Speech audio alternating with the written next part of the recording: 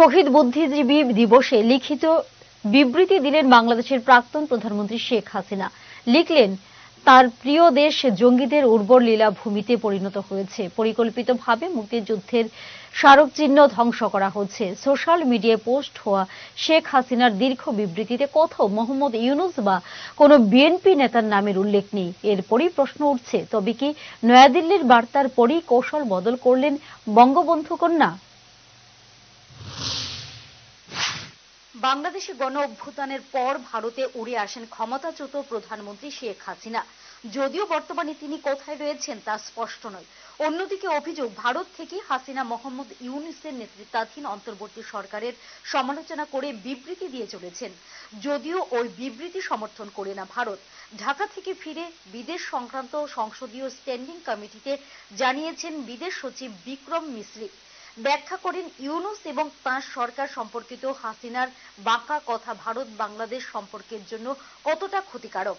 বাংলাদেশের সঙ্গে সম্পর্ক ব্যক্তি বিশেষ বা নির্দিষ্ট সরকারের সীমাবদ্ধ নয়, বরং বাংলাদেশের মানুষের সঙ্গে সুসম্পর্ক গড়তে চায় নয়াদিল্লি।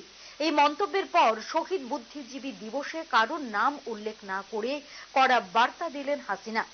বাংলাদেশের রক্তে লেখা ইতিহাস মনে করিয়ে বঙ্গবন্ধু কন্যা লিখেছেন, জাতির এক গভীর সংকটময় মুহূর্তে এই বছর শহীদ বুদ্ধিজীবী দিবস পালিত হচ্ছে। স্বাধীনতা বিরোধী এবং বুদ্ধিজীবী নিধনকারীদের দূষররা দেশি বিদেশি ষড়যন্ত্রের মাধ্যমে নির্বাচিত আওয়ামী লীগ সরকারকে হটিয়ে অবৈধভাবে ক্ষমতা দখল করে সাধারণ মানুষের উপর অমানবিক নিপীড়ন নির্যাতন চালাচ্ছে। মুক্তিযুদ্ধের চেতনাকে জলাঞ্জলি দিয়ে জামাতে ইসলামী সহ 1971-এর পরাজিত শক্তিকে পুনর্বাসন করছে। পরিকল্পিতভাবে মুক্তিযুদ্ধের স্মারক চিহ্ন ধ্বংস করেছে। প্রিয় দেশকে জঙ্গিদের উর্বর লীলাভূমিতে পরিণত করছে।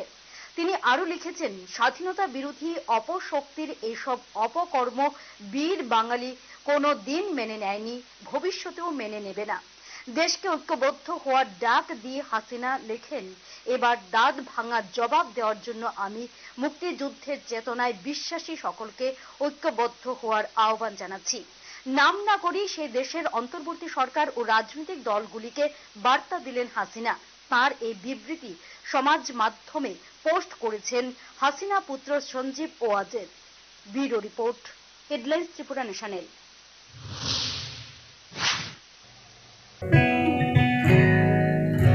জুড়ে থাকে বাঁধন আপনার চেয়েও আপন, জুড়ে থাকে বাঁধন আপনার চেয়েও আপন, আপনার চেয়েও আপন। স্বর্ণ কমল